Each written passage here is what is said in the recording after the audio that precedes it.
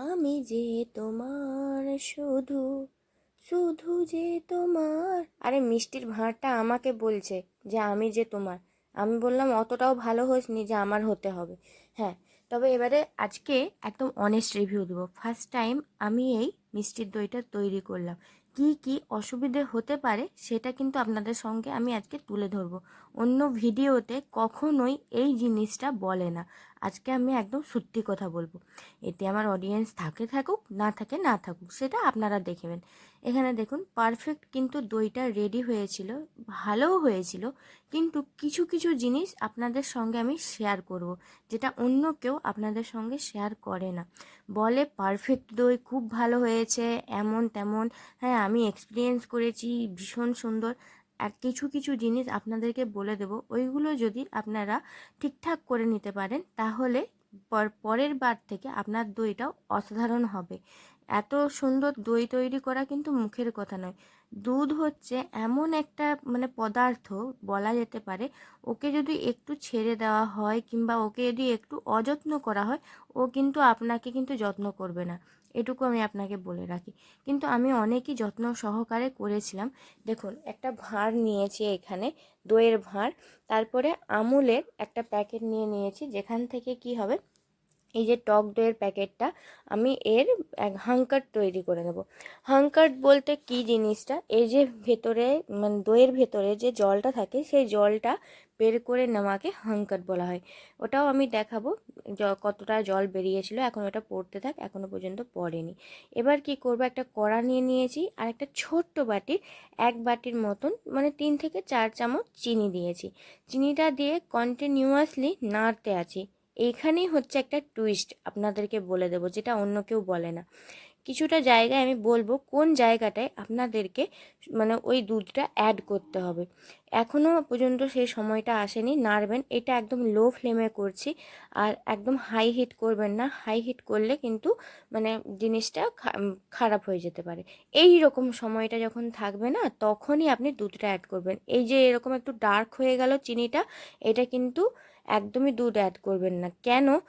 তিতকুটি হয়ে যাবে, একদম খেতে ভালো লাগবে না। আমি বলছি, এটা অন্য কেউ কিন্তু ভিডিওতে বলে না। এবার কি করবেন, এই যে আমি এখনও আমার গ্যাসটা জ্বলছে, এটা কিন্তু আমি নাড়াতে পারছি না। এই দুধটা দেওয়ার পরে কিছুক্ষণ ওকে রেস্ট করতে দেবেন, আর ফ্লেমটাকে বন্ধ করে দেবেন, মানে গ্যাসটাকে বন্ধ করে দেবেন। তারপরে রেস্ট করতে দিন 2 থেকে 3 মিনিট। আস্তে আস্তে নাড়িয়ে নেওয়ার পরে তখনই এটাকে নাড়াতে ওই দুধটাকে এবারে জাল দিয়ে নিন। আমি এখানে 800 গ্রামের মতন দুধ নিয়েছিলাম, আমার ঘরে প্রত্যেকদিন 1 কেজি পরিমাণে দুধ আসে। আমি তার থেকে 800 গ্রাম পরিমাণে আজকে দইটা তৈরি করছি। আর এখানে 2 চামচের মতন দইটা তুলে নিলাম, আর আমুল দুধটা দিয়ে দিলাম। কোনখানটায় কোন জিনিসটা করতে হবে আশা করি আপনারা বুঝতে পেরেছেন। আমি যে স্টেজে দুধটা অ্যাড করলাম, ওই স্টেজে কিন্তু দুধটা অ্যাড করবেন না, তার কিছুটা আগের স্টেজে যে দেখালাম, হালকা যখন কালারটা থাকবে তখনই কিন্তু অ্যাড করবেন, ততেই এই কালারটা চলে আসবে। নাহলে না একটা চিনির তিটকুটে ভাব আসবে। আর দইয়ের পরিমাণটা আরও একটু আপনাকে বেশি নিতে হবে। আমি যেমন একটা ছোটো বাটির দই নিলাম, অতটাও নয়, আরও বেশি। পরবর্তীকালে এবার মিষ্টি বুঝে আপনি মিষ্টিটা দিতে পারেন। আমরা তো প্রথমে কালার হওয়ার জন্য এই মিষ্টিটা ইউজ করেছি। ব্যাস টকবক করে ফুটে আসবে। 4 ভাগের 1 3 ভাগ যখন দুধটা হয়ে যাবে, হাফও করতে হবে না। অনেকে কি করে, আমরা হাফ করেছি 50% 30% বলে, কিন্তু হাফ যখন ওই 4 ভাগের 3 ভাগ হবে, তখনই দুধটাকে অফ করবেন। আশা করি এটা বুঝতে পেরেছেন। যদি না বুঝতে পারেন তাহলে আমি কমেন্টে বলে দেব, জিজ্ঞেস করলে। তো এখানটায় দেখুন কতটা গাঢ়ত্ব হয়েছে, জাস্ট এইরকম। ঠান্ডা হতেই দিন, ঠান্ডা হয়ে গেলে না ও আরও একদম গাঢ় হয়ে যাবে। এখন এই স্টেজটা দেখলেন। এবার কি করব, দইয়ের নিচে দেখুন আমার অনেকটা পরিমাণে জলটা বেরিয়ে গেছে। এবার দইয়ের যে পরিমাণটা, এটা কিন্তু পুরোটা দিয়ে দিতে হবে। আমি এখানে 3 থেকে 4 চামচ দিয়ে দিলাম। এত গরমেও কিন্তু দইটা খুব সহজে বসবে না যদি আপনাকে আরও পরিমাণে টক দই না দেন। আমিও এটা দেখেছি।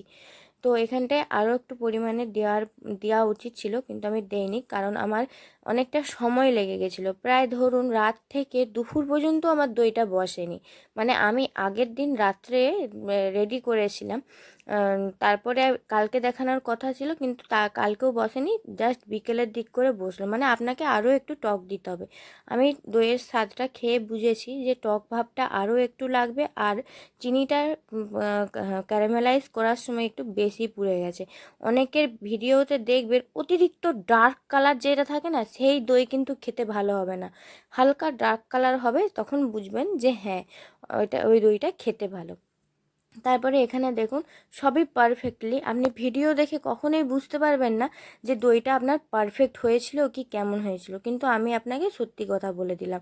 তো কেমন হয়েছিল অল ওভার ভিডিওটা অবশ্যই বলবেন। সবার সবসময় যে রেসিপি ভালো হতে হবে তার কোনো মানে নেই, ঠিক আছে? তো কেমন লাগলো ভিডিওটি অবশ্যই জানাবেন আর কমেন্ট করবেন কীরকম লেগেছে আপনাদের। আমি তো বলেই দিলাম কীরকম লেগেছে, সে ভালো হোক আর খারাপ হোক, মানুষ মাত্রই আমি শিখছি, সত্যি বলছি। আমি ফার্স্ট টাইম করেছি, এর আগে একবার ট্রাই করেছিলাম, তখন ইউটিউবে আমি আসিনি। তো আবার একবার ইউটিউবে আসার পর ট্রাই করলাম। তো কেমন লাগলো ভিডিওটি অবশ্যই জানাবেন, আর রেসিপিগুলো আপনাদের কেমন লাগছে অবশ্যই বলবেন। যে রেসিপি খারাপ হয় আমি কিন্তু আপনাদের বলে দিই। তো আসবো আরও একটু ভিডিও নিয়ে, টাটা।